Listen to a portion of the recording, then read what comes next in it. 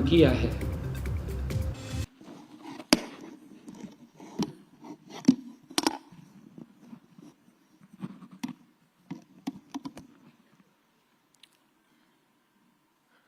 आज के इस कार्यक्रम में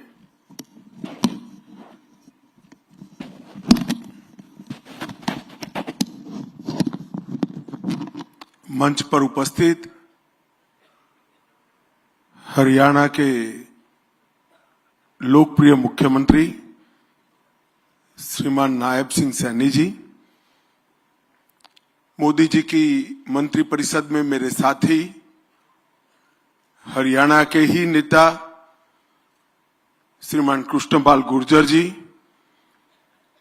भारतीय जनता पार्टी हरियाणा के प्रदेश अध्यक्ष श्री मोहनलाल जी, हरियाणा सरकार के सहकारिता मंत्री श्री अरविंद कुमार शर्मा जी, श्री अनुराग रस्तोगी, मुख्य सचिव हरियाणा सरकार, श्री आशीष कुमार भूटानी जी, सचिव सहकारिता भारत सरकार, श्री सुधाकर चौधरी जी, अध्यक्ष क्रिप्को, और आज इस कार्यक्रम में आए हुए सहकारिता से जुड़े हुए सभी भाइयों बहनों को मेरा राम राम प्रणाम। आज गीता की भूमि, हरि की भूमि हरियाणा पर आकर आप सबको मिलकर सच अर्थ में बहुत बहुत आनंद और खुशी हो रही। हरियाणा ने हमेशा देश की खाद्य सुरक्षा, दूध उत्पादन और खेलों के मैदान में देश के लिए पदकों की झड़ी लगाने का काम हमारे हरियाणा ने किया है। मोर्चा कोई भी हो, मैदान कोई भी हो, हरियाणा का किसान, हरियाणा का जवान और हरियाणा का खिलाड़ी, इसने हर मोर्चे पर हमारे तिरंगे को शान से ऊपर उठाने में भारत का सम्मान किया है। आज भी देश के विकास का इतिहास जब कोई अध्ययन करता है तो वो कालखंड को भूल नहीं सकते।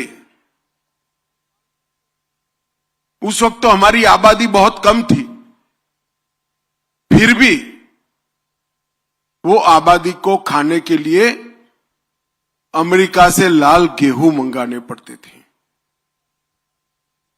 ये हरियाणा और पंजाब की ही भूमि है जिसने देश को अनाज के मामले में आत्मनिर्भर कर कर दुनिया में सम्मान दिलाने का काम किया। छोटा सा प्रदेश होने के बावजूद कोई भी सीएपीएफ उठाकर देख लो, तीनों सेनाएं देख लो, आबादी के अनुपात में सबसे ज्यादा जवान मां भारती की रक्षा के लिए देने का काम हमारी हरियाणा की वीर माताएं करती हैं। और उनकी बहादुरी के चलते ही कई सारे आक्रमण सफलता के साथ भारत की सेनाएं और भारत के सशस्त्र बल विफल कर पाए। और धाकड़ हरियाणा के धाकड़ खिलाड़ी हर एक खेल में देश का मेडल की तालिका में ऊपर उठाने का काम करते हैं। जो हरियाणा इतिहास से भी जुड़ा है, धर्म से भी जुड़ा है, आध्यात्म से भी जुड़ा है, परंपराओं से भी जुड़ा है, वो हरियाणा आज धीरे धीरे कृषि और सहकार दोनों के सुयोग से किसान समृद्धि के नए आयाम लिखने जा रहा है। मित्रों, आज मौका है अंतर्राष्ट्रीय सहकारिता वर्ष में क्रिप्को द्वारा एक सेमिनार आयोजित किया है। यही सेमिनार में मिल्क चिलिंग सेंटर, हफेड का आटा mill, RuPay platinum card, model PACS का पंजीकरण और सहकारिता वर्ष का पोर्टल, जो पूरे देश की सहकारिता की इंफॉर्मेशन सहकारिता से जुड़े सभी किसानों को देगा, उसका यहां पर लोकार्पण हुआ है। मित्रों, हम सब जानते हैं कि देश की 70% आबादी, हमारी आबादी का एक बहुत बड़ा हिस्सा गांव में रहता है। हमारी आबादी के बहुत बड़े हिस्से का डायरेक्ट या इनडायरेक्ट जीवन यापन भी खेती के आधार पर होता है, किसानी के आधार पर होता है, पशुपालन के आधार पर होता है।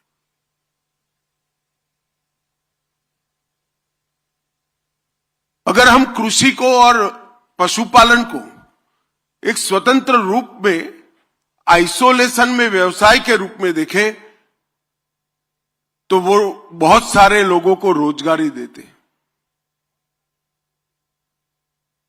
देश में सबसे ज्यादा रोजगारी अगर कोई दो सेक्टर से निर्मित होती है तो कृषि और पशुपालन से होती है। मगर कृषि और पशुपालन के साथ कोऑपरेटिव को जोड़ते हैं तो ये 125 करोड़ लोगों को रोजगारी के साथ समृद्ध बनाने का काम भी एक कोऑपरेटिव कर सकता है। अभी मैं यहां आया था एक डेयरी प्लांट के लोकार्पण। हमारे पशुपालक सुबह 3 बजे से बहनें पशुपालन के काम से लगती है और शाम को 7 बजे तक पशु के पीछे पूरा दिन जाता है। अगर वही दूध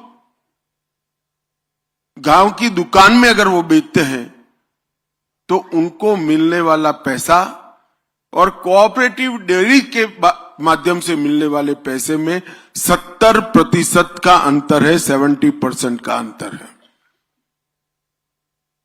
ये जो मुनाफा है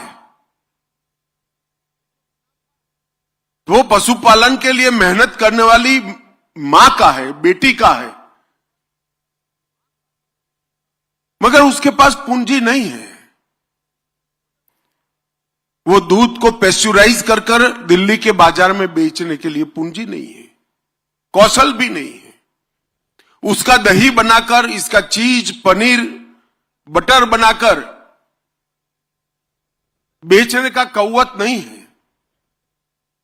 मगर कोऑपरेटिव एक सेक्टर है जहां पर वो सिर्फ दूध देकर आती है और कोऑपरेटिव माध्यम से सिर्फ 100 रुपया ये माताओं ने भरा है। और गुजरात में आज अमूल 36 लाख बहनों को 90,000 करोड़ रुपया हर साल वितरित करती है।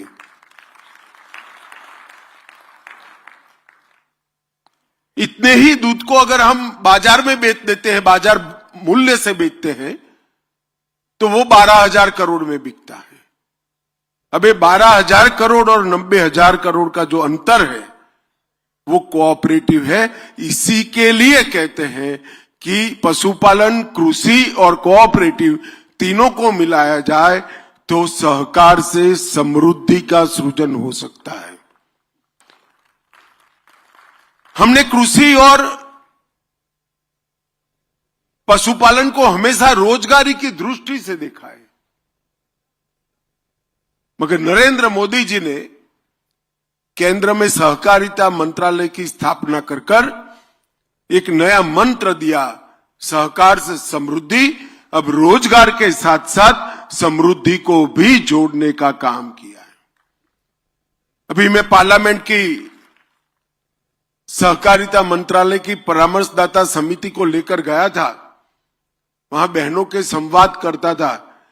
मुझे संवाद की शुरुआत में बताया गया कि यहां वही बहनें बैठी हैं जो साल में 50 लाख रुपया से ज्यादा इनकम कर रही है, वही बहनें बैठी हैं।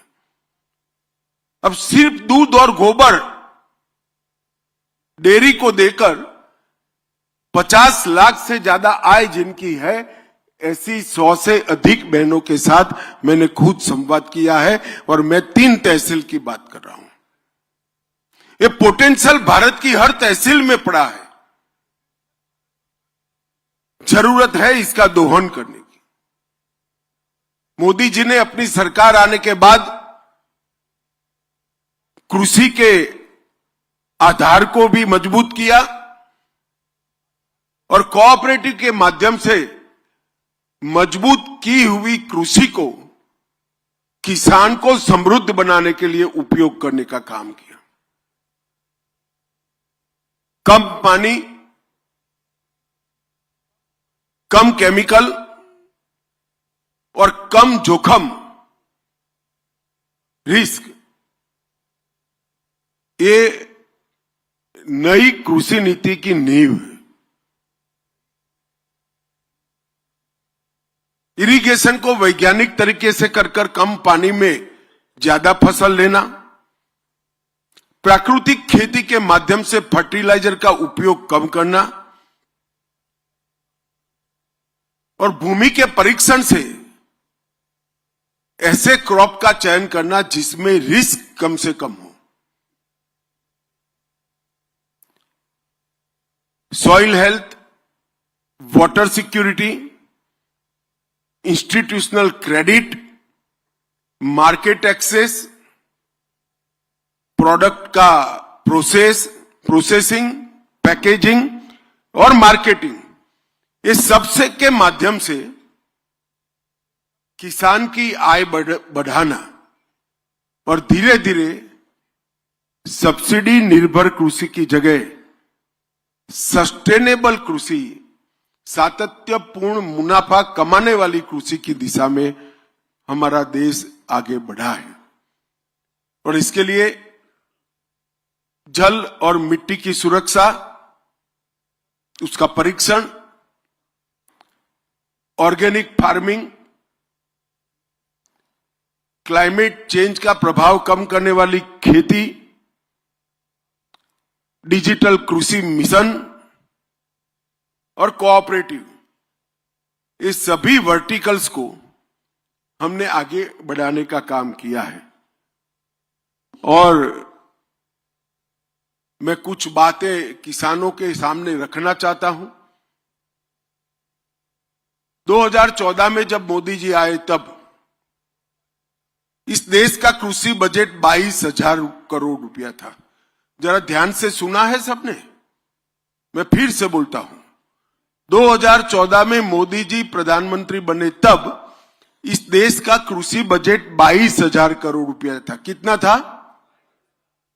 और अब 22,000 करोड़ के कृषि बजट को बढ़ाकर 1,27,000 करोड़ करने का काम भारतीय जनता पार्टी की सरकार ने। ग्रामीण विकास का बजट जो कमोबेश कृषक जहां रहता है वो क्षेत्र के विकास के लिए होता है, गांव के विकास के लिए होता है, वो 80,000 करोड़ था। और आज 80,000 से बढ़ाकर ग्रामीण विकास का बजट 1,87,000 करोड़ करने का काम ये भारतीय जनता पार्टी की सरकार। मैंने शुरुआत के दिनों में देखा है, अगर गांव के बोरवेल की मोटर भी चली गई तो सरपंच रिपेयर नहीं करा पाते थे, किराए की जीप कर सचिवालय के धक्के खाते थे। आज कोई सरपंच ऐसा नहीं है और हरियाणा में तो जरा भी नहीं है। अभी अभी चुनाव गया है, मैं हर गांव में जाकर बजट पढ़ता था, जिसको 10 साल में 10 करोड़, 20 करोड़, 25 करोड़ रुपया गांव के विकास के लिए न मिला हो, ऐसा कोई गांव नहीं। और ये बहुत बड़ा परिवर्तन अप्रोच का है। फसल बीमा को ज्यादा उपयोगी बनाया गया। प्रधानमंत्री किसान सम्मान निधि हर किसान को 6,000 रुपया हर साल। एग्रीकल्चर इंफ्रा फंड में 1 लाख करोड़ ई नाम के माध्यम से उचित दाम मिले। श्री अन्न मिशन, दलहन तिलहन मिशन, डेयरी सेक्टर की चक्रीय व्यवस्था, कई प्रकार के इनिशिएटिव हमने लिए और लगभग 1 लाख करोड़ रुपया, 93,000 करोड़ रुपया, जो योजना पूरी होते होते 1 लाख करोड़ की हो जाएगी। इसके माध्यम से 1 लाख हेक्टर भूमि सिंचित करने का काम भी ये 10 साल में आगे बढ़ाया गया। मित्रों, ढेर सारे काम कृषि के लिए कर कृषि को मजबूत करा और जो उपज किसान कृषि के माध्यम से, पशुपालन के माध्यम से बना रहा है, इसका पूरा मुनाफा किसान के पास जाए, इसलिए सहकारिता मंत्रालय की स्थापना की। हमने पैक्स के मॉडल बायलॉज बनाए। पैक्स के साथ अभी हमने मल्टीपर्पज पैक्स का किसानों को सर्टिफिकेट दिया। हमने उर्वरक वितरण, कीटनाशक वितरण, कृषि उत्पादों का सफाई, ग्रेडिंग, मार्केटिंग, दवाइयों की दुकान, पेट्रोल पंप, गैस की एजेंसी, पानी का वितरण, ये सभी चीजों को पैक्स के साथ जोड़ने का काम किया। लगभग 30 अलग अलग आयामों को पैक्स के साथ जोड़कर हमने पैक्स को मजबूत करने का काम किया है। 3 राष्ट्रीय स्तर पर मल्टी स्टेट कोऑपरेटिव बनाए, एक किसानों की उपज को एक्सपोर्ट करने के लिए, एक ऑर्गेनिक प्रोडक्ट के मार्केटिंग के लिए और एक बीज के उत्पादन के लिए। डेयरी क्षेत्र में भी 3 नए हमने राष्ट्रीय स्तर पर कोऑपरेटिव बनाए हैं और इस सब के माध्यम से किसान की आय बढ़ाने का एक नींव डालने का काम किया है। मित्रों, मुझे पूरा विश्वास है, जब अमूल की स्थापना की तब 2000 लीटर दूध रोज का अमूल इकट्ठा करता था। आज देश भर में कई करोड़ों लीटर दूध इकट्ठा करता है और 1,23,000 करोड़ का टर्नओवर है। मुझे विश्वास है कि 15 साल बाद इस देश में मिनिमम 20 अमूल खड़े होंगे जो किसानों के लिए काम करने वाली संस्थाएं होंगी। ऐसी नींव डालने का हमने काम किया है। नायब सिंह जी बैठे हैं। मैं तो कई बार सोचता हूं कि कहां से इनमें इतनी हिम्मत आती है। मुझे घोषणा पत्र के लिए सैनी साहब ने बुलाया, तो चुनाव का घोषणा पत्र था पार्टी की ओर से, मुझे पब्लिक के सामने रखना था। अगले दिन भेजा, मैंने पढ़ा 24 फसलों पर को एमएसपी पे खरीदना। मैंने फोन किया, 9:15 बजा था, फिर भी जगाया सैनी को। मैं को भाई सैनी, ये पढ़ा है क्या आपने? 24 फसलें खरीद पाओगे? तो ऐसे ही विनम्रता से कहते, हाजी खरीद लेंगे, आप चिंता मत करो, पढ़ जाओ एक बार। और मैं बधाई देना चाहता हूं, हरियाणा देश का ऐसा पहला राज्य है जो 24 फसलों को एमएसपी पर खरीदने का काम करता है।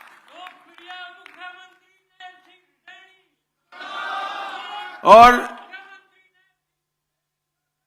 जो खरीदते हैं, बैठ जाइए, जो खरीदते हैं उसका भी पैसा 48 घंटे में पूरी कागजी कार्यवाही पूरी कर कर आपके बैंक अकाउंट में ट्रांसफर कर देते हैं। मैं सहकारिता मंत्री हूं, अनेक राज्यों से चीनी मिलने वाले और गन्ना किसान दोनों मिलने आते हैं। अब सैनी जी के कारण देश भर की सरकारों की हालत खराब है, क्योंकि सबसे ज्यादा गन्ना का दाम अगर कोई राज्य में दिया है तो सैनी ने हरियाणा में देने का काम किया। 108 मंडियों को ई नाम पोर्टल पर उन्होंने जोड़ दिया है। पर ड्रॉप मोर क्रॉप योजना में 85% सब्सिडी आज हरियाणा सरकार देती है।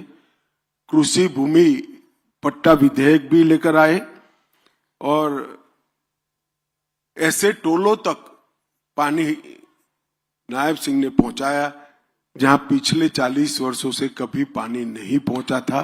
ये बहुत बड़ी उपलब्धि है। और 2088 अमृत सरोवर बनाकर पानी को नीचे पहुंचाने की भी व्यवस्था की है। हरियाणा में ढेर सारी इंडस्ट्री है, गुड़गांव है, जीएसटी भी आता है, इनकम टैक्स का हिस्सा भी बड़ा आता है। मगर मैं स्पष्ट रूप से मानता हूं कि हरियाणा का किसान अगर खुश नहीं है तो हरियाणा की सरकार ठीक नहीं चल रही है। और नायब सैनी ने हरियाणा के किसान को हंसता कर दिया, ये सबसे बड़ी उपलब्धि है।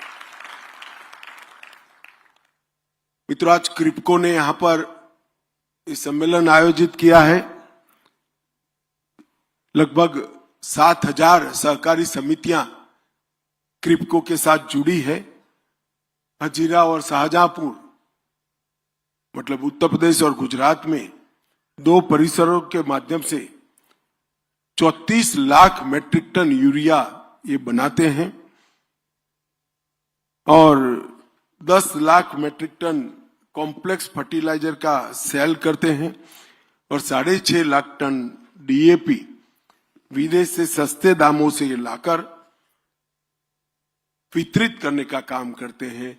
एक मानों में किसान की समृद्धि के लिए क्रिप्को ने नींव डालने का काम किया है। मित्रों, आज मैं एक और बात कर जाता हूं। इस देश में बहुत बड़ा वर्ग ड्राइवरों का है, ऑटो चालकों का है और अब नया जमाना भी आया है। मोटरसाइकिल लेकर मोटरसाइकिल को टैक्सी बनाने वाले युवा भी निकले हैं। कई सारी कंपनियां देश में टैक्सी का काम करती है, मगर उसमें मुनाफा टैक्सी ड्राइवर के पास नहीं जाता है, मालिक के पास जाता है। सहकारिता मंत्रालय के इनिशिएटिव से हम 1-2 माह में ही भारत टैक्सी लेकर आएंगे, जिसका मुनाफा एक आना हमारे ड्राइवर भाई के पास जाएगा। और मुझे विश्वास है इससे रोजगार की कई नई क्षितिजें हमारे ड्राइवर भाइयों के साथ लिए खुलेगी। सिर्फ मुनाफा मिलेगा इतना नहीं, इनकी इंश्योरेंस की व्यवस्था, इनकी टैक्सी पर एडवर्टाइज की ऑर्गेनाइज व्यवस्था और ये सारा मुनाफा भी अंततोगत्वा उनके पास जाएगा। ग्राहक की भी सुविधा बढ़ेगी और टैक्सी ड्राइवर समृद्ध भी होगा। ये भारत सहकारिता टैक्सी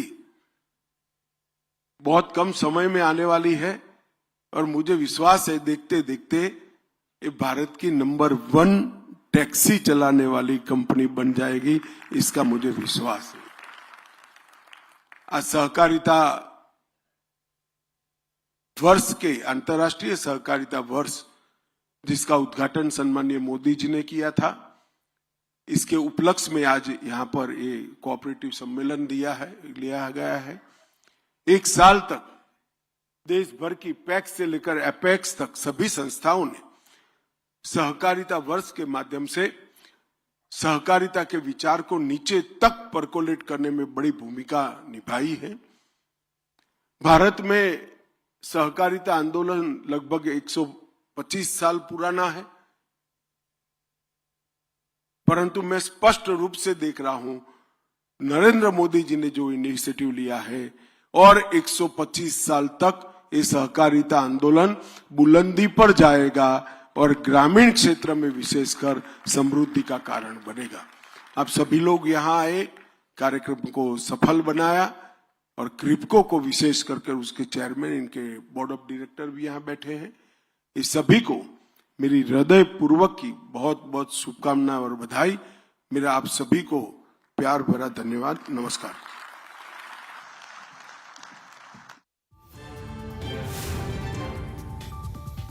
इसी से ड्राइवर भाइयों को काफी लाभ होगा। अमित शाह ने तमाम बातों का जिक्र किया। वहीं आपको बता दें कि सीएम सैनी ने सबसे ज्यादा गन्ने का रेट देने का काम किया है, तो अमित शाह ने यह भी अपने संबोधन के दौरान कहा। और आपको बता दें कि आज प्रदेश का किसान सरकार के काम से खुश है। तो केंद्रीय मंत्री अमित शाह ने इन तमाम बातों का जिक्र किया। आपको बता दें कि आज